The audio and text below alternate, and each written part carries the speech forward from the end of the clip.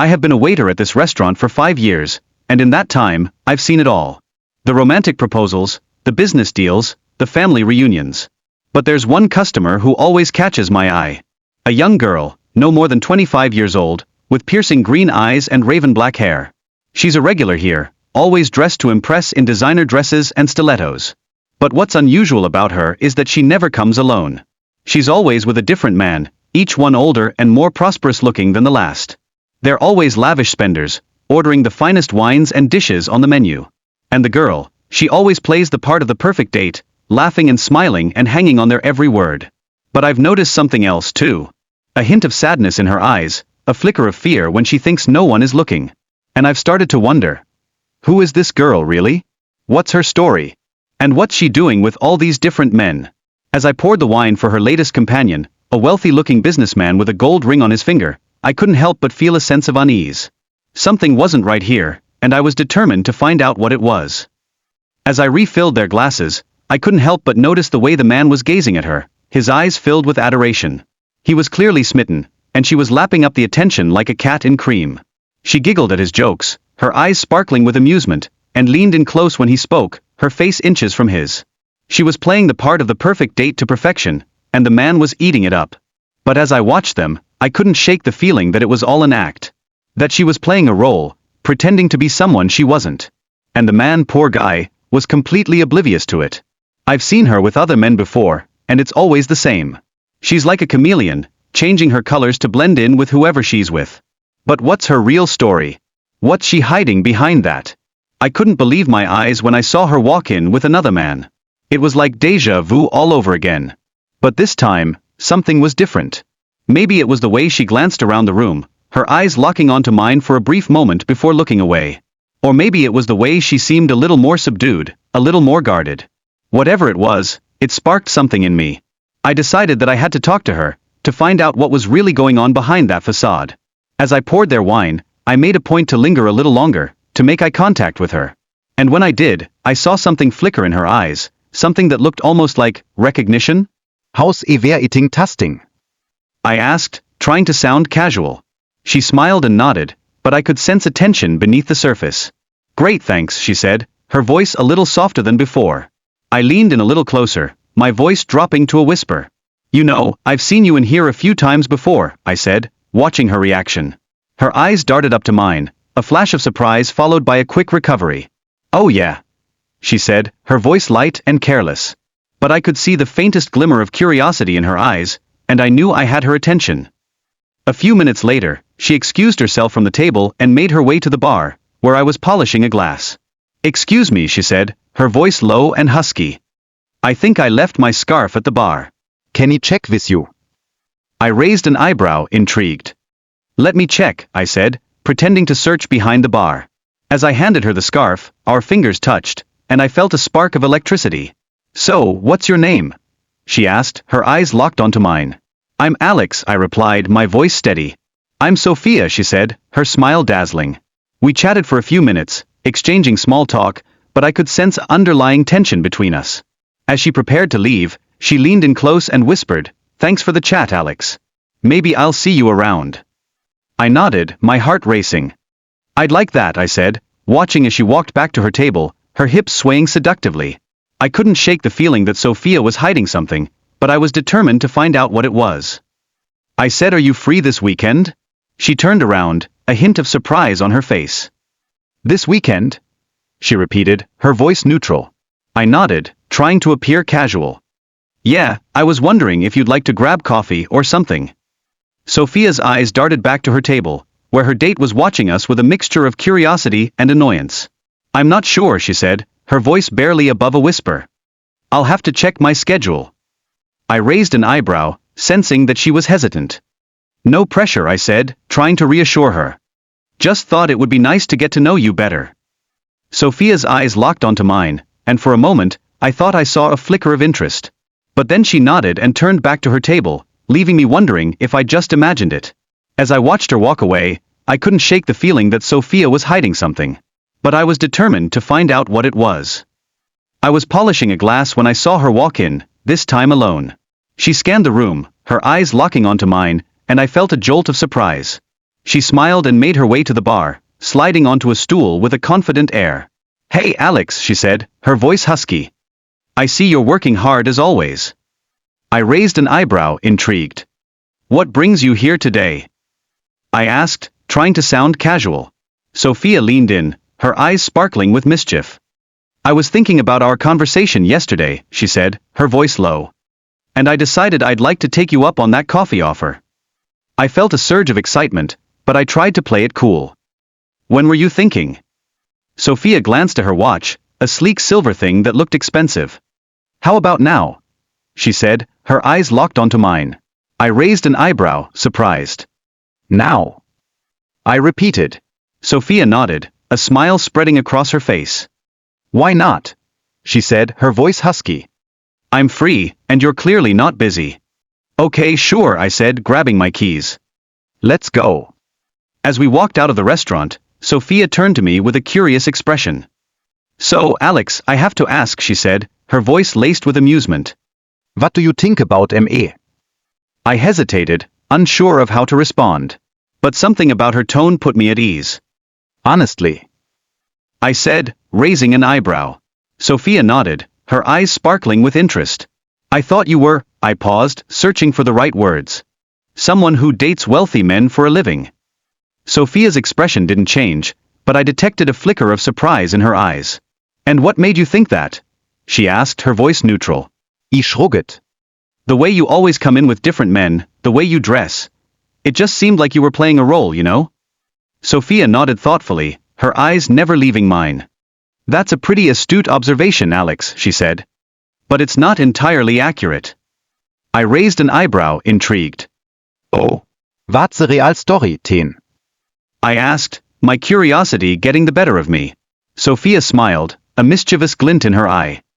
"Let's just say, it's complicated," she said, her voice dripping with mystery. "I am doing PhD on men." I laughed, taken aback by her response. "You're doing a PhD on men?" I repeated, trying to clarify. Sophia nodded, a sly smile spreading across her face. "Yes, I'm studying the behavior of wealthy, powerful men," she said, her eyes sparkling with amusement. I raised an eyebrow, intrigued. "And what's the goal of your research?" I asked, my curiosity getting the better of me. Sophia leaned in, her voice taking on a conspiratorial tone. "I'm trying to understand what makes them tick," she said. "What drives them, what motivates them, and what they're willing to do to get what they want." I felt a shiver run down my spine as I listened to her words. There was something unsettling about her tone, something that suggested she was getting more than just academic knowledge from her research. "So, the men you've been meeting," I started to say, but Sophia cut me off with a laugh. "Oh, they are just research subjects," she said, her eyes glinting with mischief. "But I have to say, Alex, you're the first one who's ever asked me questions."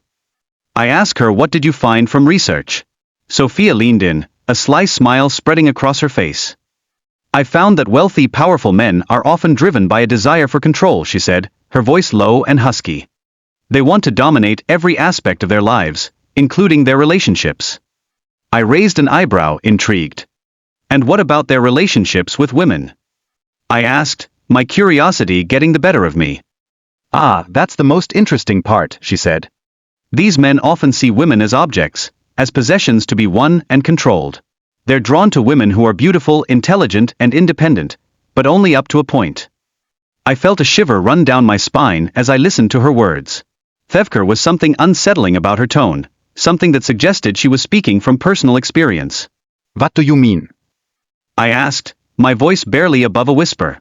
Sophia's eyes locked onto mine, and for a moment, I saw a flash of something else there, something that looked almost like vulnerability. "They want women who are strong and independent," she said, "but only if they can be controlled. If a woman is too strong, too independent, they see her as a threat." "One of the most interesting things I've found," she said, her voice low and husky, "is that these men often have a deep-seated fear of being abandoned or rejected." I raised an eyebrow, intrigued. Really? I asked, my curiosity getting the better of me. Sophia nodded. Yes. They often use their wealth and power to attract women. But deep down, they're terrified that the women will leave them once they get to know them. I felt a pang of surprise at her words. I had never thought about it that way before. And what about their relationships with each other? I asked, my curiosity getting the better of me. Sophia's smile grew wider. Ah, that's where it gets really interesting, she said. These men often form alliances with each other, alliances that are based on mutual benefit rather than genuine friendship. I leaned in, fascinated. Go on, I said, my voice barely above a whisper. Sophia's eyes locked onto mine, and I could sense a hint of excitement behind her mask. They often engage in a game of one-upmanship, she said, trying to outdo each other in terms of wealth, power, and status. But beneath the surface, they're often seething with jealousy and resentment. I asked, what about me?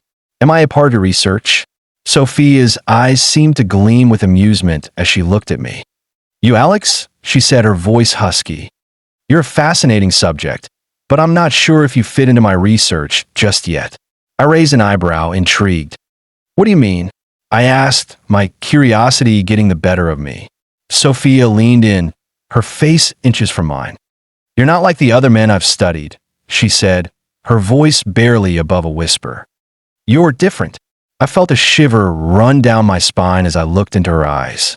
There was something there, something that seemed to spark a connection between us. Different how? I asked, my voice low and husky. Sophia's smile grew wider. You're not driven by the same desires as the other men I've studied, she said. You're more genuine.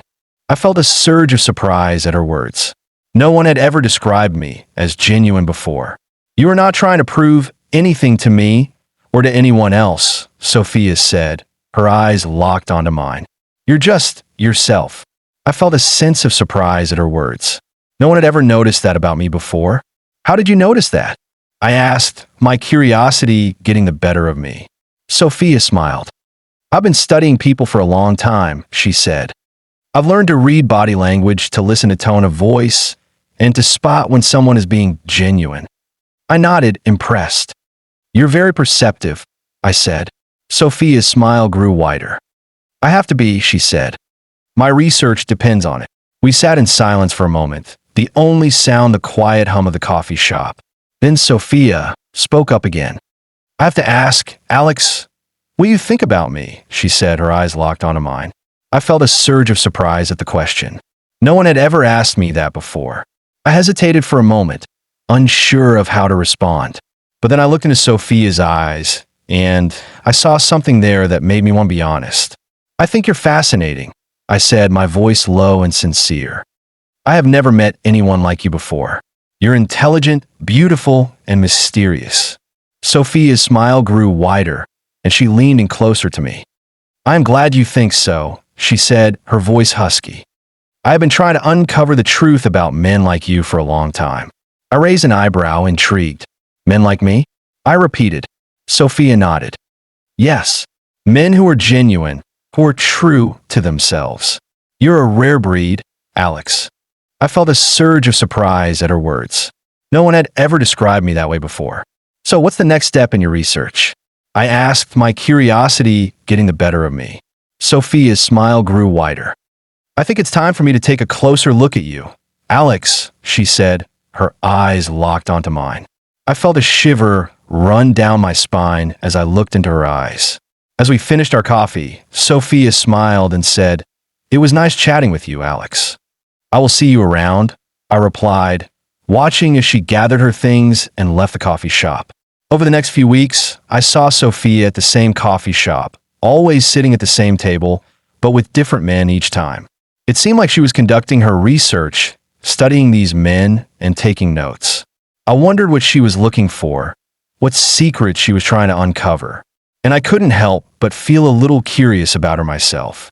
As I watched her from afar, I realized that Sophia was a mystery, a puzzle I couldn't quite figure out. But I was determined to try.